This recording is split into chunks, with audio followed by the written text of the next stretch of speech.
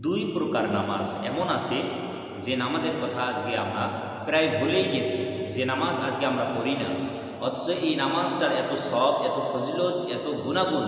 এই নামাজটা যদি কোনো মানুষ পড়ে, তার এর কারণে আল্লাহ তাআলা তার জীবনের পূর্বে সব সগিরা গুণাগুণকে আল্লাহ তাআলা মাফ করে দেয়। সুবহানাল্লাহ। এতটা দামি, এতটা গুরুত্বপূর্ণ নামাজ হলো ওই নামাজ। কিন্তু আজকে আমাদের বর্তমান প্রজন্ম, বর্তমান সমাজের মানুষগুলো প্রায় এই নামাজের কথা আমরা ভুলেই গেছি। এই নামাজের কথা, এই নামাজ আমরা পড়িই না।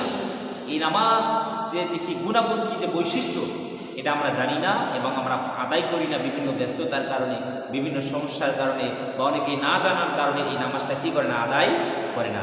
আজকে আমরা এমন দুই প্রকার নামাজ সম্পর্কে আলোচনা করব যে নামাজ পড়লে আল্লাহ তাআলা জীবনের পূর্বের সব সগীরা গুনাহগুলোকে আল্লাহ তাআলা মাফ করে দেয়। সুবহানাল্লাহি ওয়া বিহামদিহি। প্রথম নম্বরে যে নামাজ, সেটি হলো উযু করার পর 2 রাকাত নামাজ আদায় করতে হয়। উযু করার পর 2 রাকাত কি নামাজ আদায় করতে হয়, যেটা হলো উযুর হক। উযুর হক হলো কমপক্ষে 2 রাকাত নামাজ আদায় করা, যেটাকে বলা হয় তাহিয়াতুল উযু। উযুর পবিত্রতার নামাজ। আমি যে উযুটা করলাম, এটার পবিত্রতা হিসাবে, এটা হক হিসাবে 2 রাকাত নামাজ আদায় করা।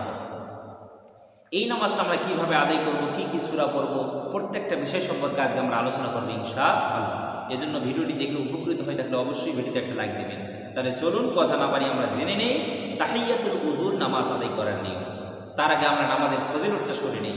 আল্লাহর নবী, বিশ্বনবী সাল্লাল্লাহু আলাইহি ওয়াসাল্লাম বলছেন যে কোনো মানুষ যদি আমার মতো যদি উযু যদি করে, মুসলিম শরীফের 226 নম্বর হাদিস, কোনো মানুষ যদি আমার মতো সে যদি উযু করে, এরপর উযু করার পর 2 রাকাত নামাজ মনোযোগ দিয়ে সে যদি আদায় করে, এর কারণে আল্লাহ তাআলা তার পূর্বে সব গুনাহগুলোকে আল্লাহ তাআলা মাফ করে দেয়। সুবহানাল্লাহ। দেখেন তাহিয়াতুল উযু, উযু করার পর যে 2 রাকাত নামাজ, এই নামাজের কতটা দাম, কতটা গুরুত্ব, কতটা ফজিলত হাদিস শরীফে এসেছে। এই কারণে আমরা উযু করার পর যখনই আমরা সুযোগ পাবো, আমরা কমপক্ষে আমরা 2 রাকাত তাহিয়াতুল উযুর নামাজ আদায় করার আমরা চেষ্টা করবো ইনশাআল্লাহ। তাহলে তাহিয়াতুল উযুর নামাজ আমরা কীভাবে আদায় করব, এটা আদায় করার নিয়মটা কি? এটা আমরা স্বাভাবিকভাবে যে নামাজগুলো আদায় করি, 2 রাকাত সুন্নত নামাজ বা 2 রাকাত নফল নামাজ আমরা যেভাবে আদায় করি, ঠিক একই নিয়ম নিয়ে এই 2 রাকাত তাহিয়াতুল উযুর নামাজ আদায় করতে হবে। যে কোনো সূরা দিয়ে, রুকুত তাসবিয়া কই, সিজদাত তাসবিয়া কই, যে কোনো সূরা দিয়ে আপনি কি তাহিয়াতুল উযুর 2 রাকাত নামাজ আদায় করবেন। এরপরে হলো এই তাহিয়াতুল উযুর নামাজ, নামাজের 3টা যে নিষিদ্ধ সময় আছে, এই 3টা নিষিদ্ধ সময়ে পড়া যাবে কি যাবে না? না, এই 3টা নিষিদ্ধ সময়ে তাহিয়াতুল উযুর নামাজকে আদায় করা যাবে না। যেমন সূর্য ওঠার সময়, সূর্য দ্বিপ্রহর হয়ে গেলে, এরপরে সূর্য অস্ত গেলে, এই 3টে সময় ছাড়া যে কোনো সময় আপনি উযু করার পর তাহিয়াতুল উযুর 2 রাকাত নফল নামাজ আপনি আদায় করতে পারবেন, এবং এটা যে কোনো সূরা দিয়ে আপনি কি এই নামাজটা আদায় করতে পারবেন। এরপরে যে নামাজের কথা আমরা বলবো, সেটি হলো দুখুলুল মসজিদ। আমরা নামাজের জন্য আমরা মসজিদে প্রবেশ করি। মসজিদে প্রবেশ করার পর মসজিদের হক হলো কমপক্ষে 2 রাকাত নফল নামাজ আদায় করা, যেটাকে বলা হয় তাহিয়াতুল মসজিদ বা দুখুলুল মসজিদ। মসজিদে প্রবেশ করলেই মসজিদের হক হলো কমপক্ষে 2 রাকাত নফল নামাজ আদায় করা, এটাকে বলা হয় দুখুলুল মসজিদ।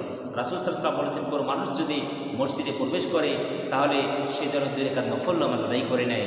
আর এই 2 রাকাত নফল নামাজ আদায় করলে আল্লাহ তাআলা তার পূর্বের জীবনের সব গুনাহগুলোকে আল্লাহ তাআলা মাফ করে দেয়। সুবহানাল্লাহ।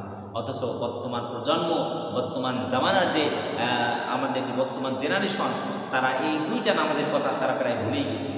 তাহলে মসজিদে প্রবেশ করলে 2 রাকাত নামাজ পড়তে হয় দুখুলুল মসজিদ। এই নামাজটাও শুধু 3টা সময় ছাড়া যে কোনো সময় পড়া যায়। সূর্য ওঠার সময়, সূর্য দ্বিপ্রহর হলে, সূর্য অস্ত যাওয়ার সময়, এই 3টে সময় ছাড়া যে কোনো সময় এই তাহিয়াতুল মসজিদের কি নামাজ আদায় করা যায়। যে কোনো সূরা দিয়ে আপনি কি এই তাহিয়াতুল দুখুলুল মসজিদ বা তাহিয়াতুল মসজিদের 2 রাকাত নামাজ আপনি আমি আদায় করতে পারবো। রব্বুল আলামিন এই 2 প্রকার নামাজ আমাদেরকে সঠিকভাবে আদায় করার তৌফিক দান করেন। সকলে বলি আল্লাহুম্মা আমিন।